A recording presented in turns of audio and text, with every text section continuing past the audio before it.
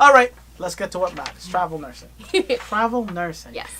So remind me, how long have you been a travel nurse? About 2 years now. 2 years. So, you said you've been in a whole lot of different hospitals in the city.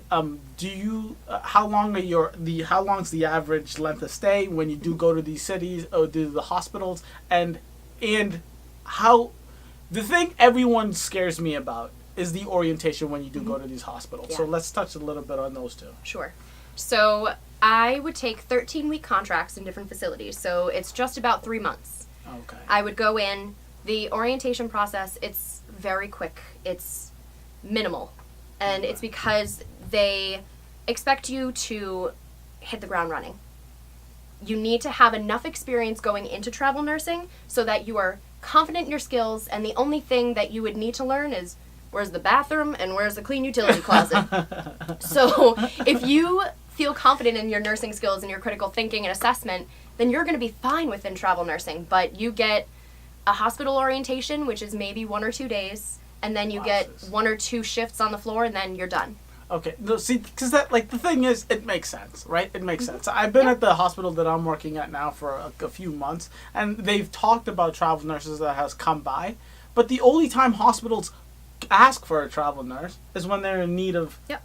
So if that travel nurse needs to go through the same length of orientation that a regular nurse needs, it's not worth it for them. It's not worth it. Yep. It's definitely not worth it. So if you think of the typical length of a new grad or a new staff employee to a hospital, it's about 12 to 16 weeks for an orientation. Yes. I come in for 13 weeks. When you're hiring all your new staff, by the time I leave, they're good to go. Look at this critical thinking, huh? Look at this, or common sense, whichever works. Okay, so you get there, you do your 1 week of orientation, and you're running, you're doing your own thing, right?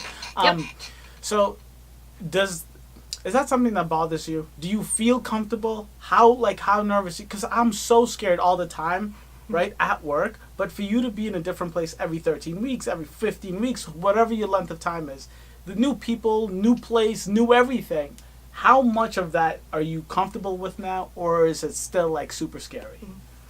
It's always super scary. Whenever you're making a change, especially a big change within different facilities, it's always going to be scary. But if you think about it as a positive rather than a negative, if you think, you know what, I'm going to learn so much more, I'm going to be in a brand new environment that I am now going to take advantage of for learning purposes, for experience, then you're going to be fine. Okay.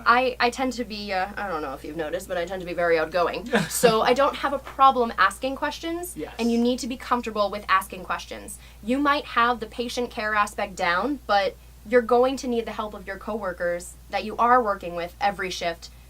Because how do I call the lab to send a sample? Exactly. I don't know. I'm not going to take it down by myself. Like, you need to be able to feel confident and comfortable with yourself in order to ask questions. It's not a weakness.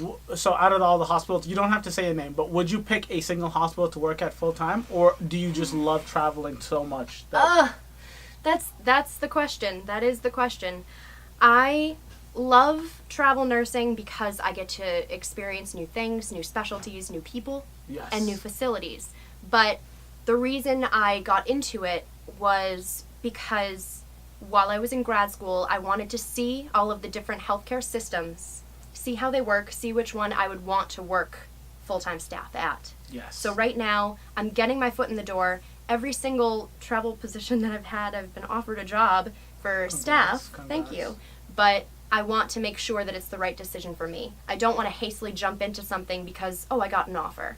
I want to make sure that it's the right fit for me professionally and for the growth development of me as a person and a professional. Definitely. I'm going to get my master's. I want to be able to grow in rise that up. place, Yeah. wherever that place is.